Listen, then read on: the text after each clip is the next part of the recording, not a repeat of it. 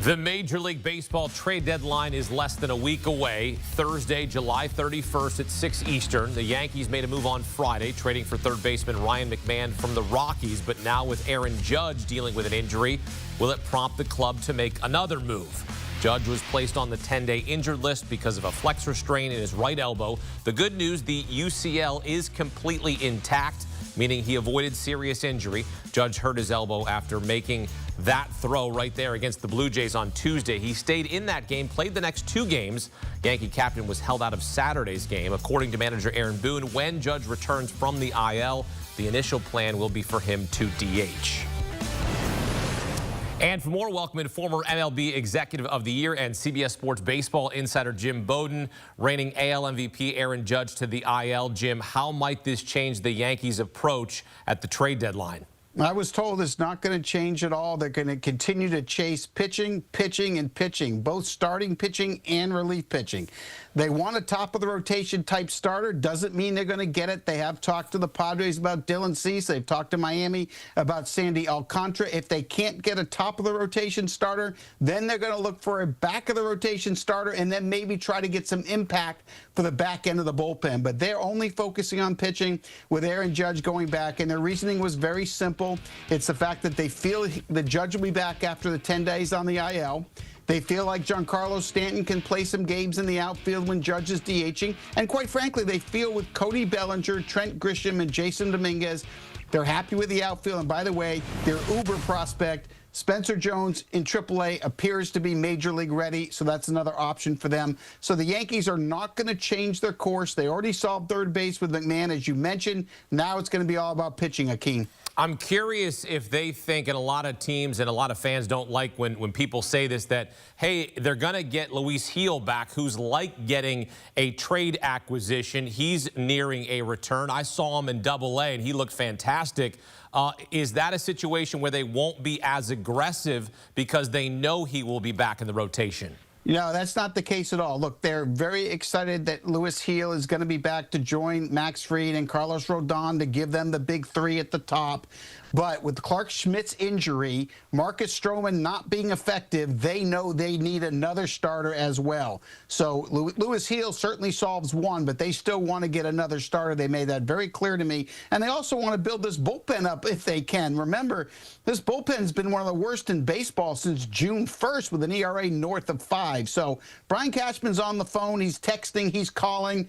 I'm betting he gets a pitcher or two between now and the deadline, Hakeem. The Yankees are 14-23 since June 13th, worst record in the American League over that span. We know New York seemingly out on Eugenio Suarez after acquiring Ryan McMahon on Friday. The Mariners, Reds, and Cubs in hot pursuit of the All-Star slugger. Jim, does a reunion with Seattle remain at the top of the list, and what does a trade package look like? Yeah, it's interesting because, no, that's not what I'm hearing. I'm hearing that the Cubs and the Tigers and the Reds are strong in on Suarez as well, and that they have as good a chance as Seattle. Now, the Mariners shot for Suarez before they traded for Naylor, but they didn't like the prospect price it was going to take to get Suarez. That's when they pivoted and were able to get the Naylor deal done. I think it's going to be really tough for Seattle to get Suarez as well. And Jed Hoyer with the Cubs, he has been aggressive with everybody, trying to get a starting pitcher. He would love to get Suarez to even lengthen the lineup, even though the Cubs' biggest needs are probably pitching, both starting and relieving, but it sounds like they're in on it. The Reds are making a run at it. I've heard both Chase Petty and one of their shortstop third base prospects in the minor leagues as part of the package. And the Tigers would love to get Eugenio Suarez to add to that lineup as well, especially since they're struggling lately.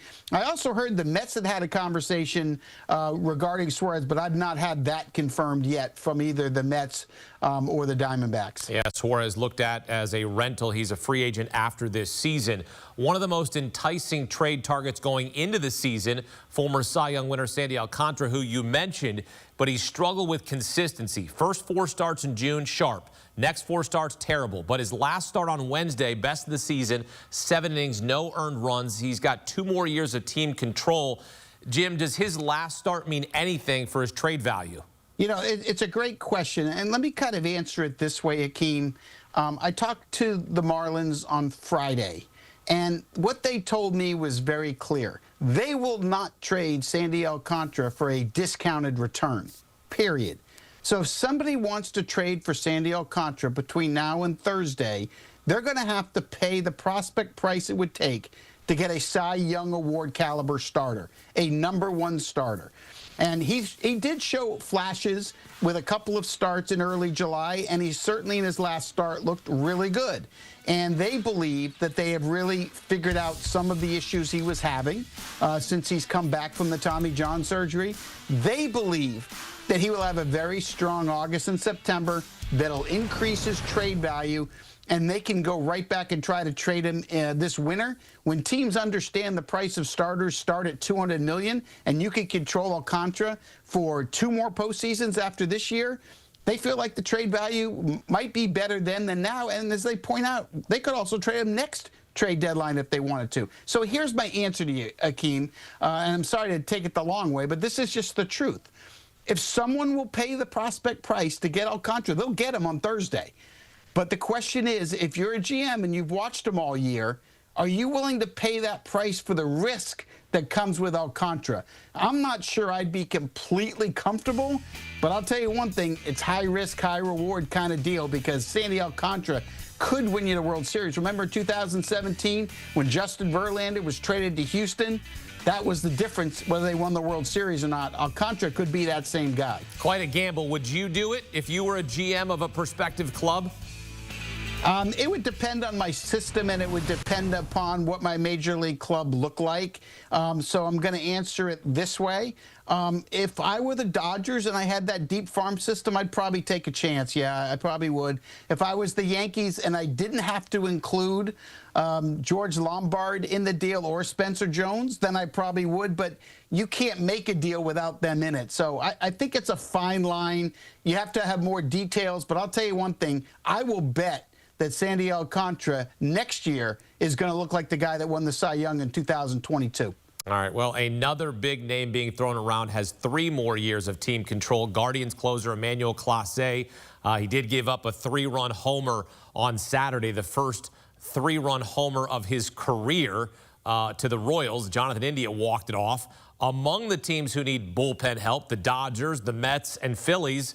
Jim, what's the current market look like for Clase? Yeah, it's a great question. And by the way, the Guardians, are going to try to do a buyer for buyer kind of deal, a contender for contender kind of deal. So they're not looking to move Clase. They love him. He's got 23 saves. Going into today, his ERA is under 3, right? But they feel like they got to build up this offensive lineup, and they feel like Cade Smith could go back and close. So they're only going to trade him if they get a big return that can help their major league club now with some bats. So that being said, yeah, the 3 teams you mentioned, I find this fascinating at this trade deadline. The Mets, the Phillies, and the Dodgers have made it very clear to opposing GMs that their #1 target right now, all 3, is bullpen help. And so they're kind of positioning themselves. Clase is one of the names. Johan Duran of the Twins, Seth Halverson of the Rockies, Ryan Helsley in St. Louis, David Bednar in Pittsburgh. Even Kenley Jansen's name has been thrown around a little bit with the Angels. But the bottom point is that all 3 of these National League contending teams have the same need. And the truth is, whatever GM can pull it off might end up being the difference maker come playoff time in October. I love it. I love this time of the year because so many teams have needs. It could be a move here or there that becomes the difference. I mean, look, we've seen teams like the Braves with a Jorge Soler, the Red Sox with Steven Pearce making deals at the deadline that work out, and they win a World Series title. Another controllable option is White Sox outfielder Luis Robert Jr. under contract for the next 2 seasons with the next 2 seasons, $20 million club options, hitting .206 for the year, but hitting over .350 in July. Jim, where might Robert end up? Yeah, so this is fascinating. So today he wasn't in the lineup, right, this afternoon. So I quickly got a hold of Chris Getz, the general manager of the White Sox, to say, have you traded him? Did you pull him out because you traded him? Because this time of year, that's what happens. If a star player is not in the lineup, there's a good chance he's been traded. He said no, he's got a little bit of a groin injury. They hope he's back in the lineup Sunday, if not Monday. So that's something at least to monitor. Look, he's kind of in the same boat as Alcantara. There's a lot of teams that have tried to devalue him based on the year that he's having that you talked about. But here's the thing about Robert, right? He's a plus-plus defender in center field who has won a Gold Glove. We all know he has power. We all know he can steal bases. He's also been on a last-place team the last several years. That's hard to deal with as a player, right? He's never had any help around the lineup, right? So teams pitch around him. You know, he's gotten in some bad habits at the plate, swinging at some balls you normally wouldn't swing at because, you know, he doesn't get the pitches.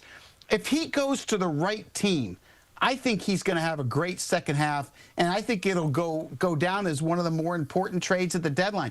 I think he's a perfect fit for a team like the Philadelphia Phillies, for example. I think he'd be a nice fit for left field for the Los Angeles Dodgers if they decide to go that way. So I don't know where he ends up, but I know one thing. Chris Getz has been steadfast. He wants 2 top 10 prospects. He's been asking for that for the last year and a half. I think the bottom line, though, is if he gets the right top 10 guy and a throw-in, I think he's going to get moved. It's going to be very interesting to watch, but teams are going to watch that growing. They're going to want him to play this week before trading for him. Trade deadline is Thursday. Jim Bowden here with the very latest on CBS Sports HQ. Jim, thanks. Thanks, Akeem. Always be good. Talking with Jim Bowden, he is dialed in like nobody else. And according to CBSSports.com, here's a look at the top 10 biggest names who could get traded. Pirates righty Mitch Keller, Padres righty Dylan Cease. Who Jim mentioned, Orioles All-Star Ryan O'Hearn also there. I mean, do you need a bat? You can go get Ryan O'Hearn, Cedric Mullins, his teammate, also a trade target as well. Hey, when a player gets traded, we'll be here for reaction and analysis, and we'll have complete trade deadline coverage on Thursday, 6 p.m. Eastern, right here on CBS Sports HQ.